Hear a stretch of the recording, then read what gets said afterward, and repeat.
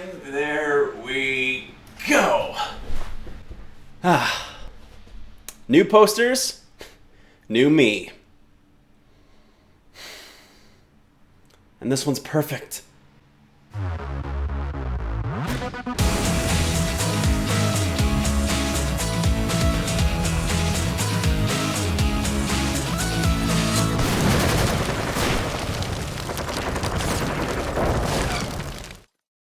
The Oregon Trail was a big, huge deal way back in the olden days. It played a huge part in making some good stuff happen or whatever. Many families and oxen traveled super duper far in hopes of getting whatever's at the end of that mystical path. And even to this day, we wonder just what exactly was at the end of it. The answer faded into obscurity over the years, with not even a hint of evidence. I mean, a lot of those duders died trying to go that far. Not even any cars? Bunch of idiots, take the bus. But now with modern day technologies and a game based off this nearly fictitious tale, we can finally have fun and play around with the concept of the, at the time, common dysentery, aka shitting out your guts. All the while comparing that to just living my normal life, which almost sounds like an upgrade. I'm gonna hurt myself. Dysentery style.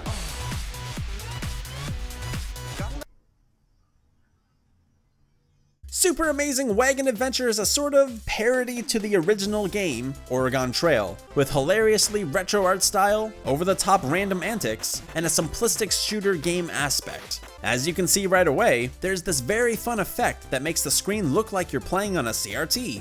How charming. Turn it off. Fuck off with your shit nostalgia. Fuck off with it. Anyway, I feel like the best way to actually show off this game is to literally just present a normal playthrough with some fun additional narrative. So let's go adventure! To begin, let us name our happy family. The first one will be Skilla, a brave gentleman with short brown hair. Our second traveler will be Ultra Jerk, a fair lady with long red hair. And our last vagabond will be named Rignort, a man with an awesome beard. Together with the random idiots, Skilla embarks onto the legendary Trail of Oregon in the standard wagon.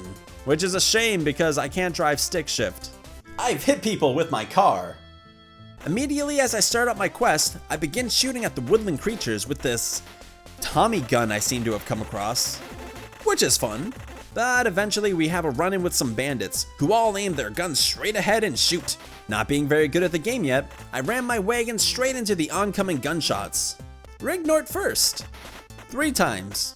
After disposing of the menacing bandits, Ultra Jerk decides to set out in search of berries. The beautiful Ultra Jerk picks the berries very well.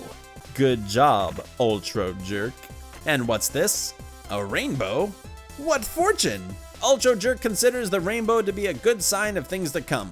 Well, there's some positive thinking. Surely she will live the longest. After a few days, the party makes their way to a river crossing.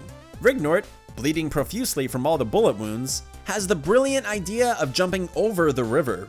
Skilla, being the cool dude, lets Rignort have his dying wish come true. So the party, the wagon, and the ox soar gracefully in the air, like that of a peacock. Only to land in a den of bears. Fearing death was upon us, we decide to have a military bombing run on top of the den, effectively annihilating the stupid bears. Efficiency is key.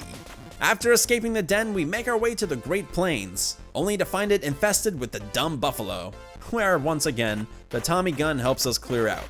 I really am helping everybody in the long run. Who even needs stupid buffalo ever? However, we were very outmatched. After 10 in-game days of relentless and non-stop buffs, they redouble their efforts and forces. Fortunately though, a laser pistol eviscerates many of them, nearly clearing a way to a well-timed health pack. The party tries skillfully weaving into the buffaloes to shoot the oncoming hordes, when suddenly, this crazed beast smashes into Ultra Jerk, causing massive internal bleeding and a slow, painful death. So much for that rainbow, eh? LOL, you're dead. Skilla was sad at first, but intelligently using this brief moment of invulnerability, he was able to swoop in and snag the medical supplies for himself. Very clever indeed. a great leader for this caravan. With heavy hearts, Scylla and Rignort press on, laser blasting the absurd number of buffalo, bow and arrowing the buffalo, sniping the buffalo. After coming across a trader and exchanging some furs for a diseased pistol, the pair would travel further until the wagon's wheels fell off. Like, really far away somehow. Rignor decided that he shall be the one to fetch the missing wheels. He died immediately and unceremoniously.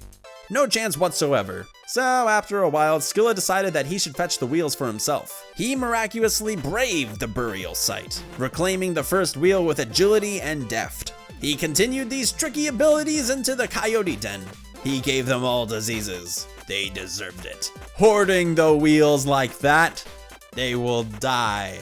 After returning the wheels to the oxen, he thought the trials ahead would be rather tasking. So with all the previous buffaloes he had killed, now was as good a time as any to fill his HP on buffalo chili. Especially after Rignor just died due to low health. Scylla was simply the best. The next day, Scylla came across another river.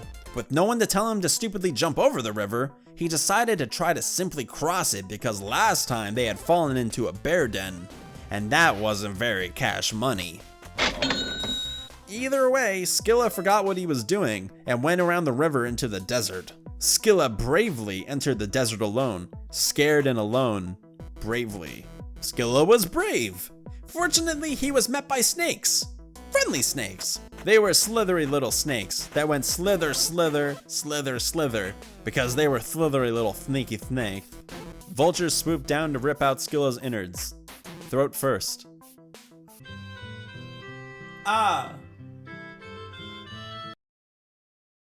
Hello there, and thank you so much for watching potentially my greatest episode I've ever made. To join me on my adventures was Ragnar and Ultra Jerky. They didn't do anything, but you should check them out anyway. Because I love them. And you'll love them too. Bye!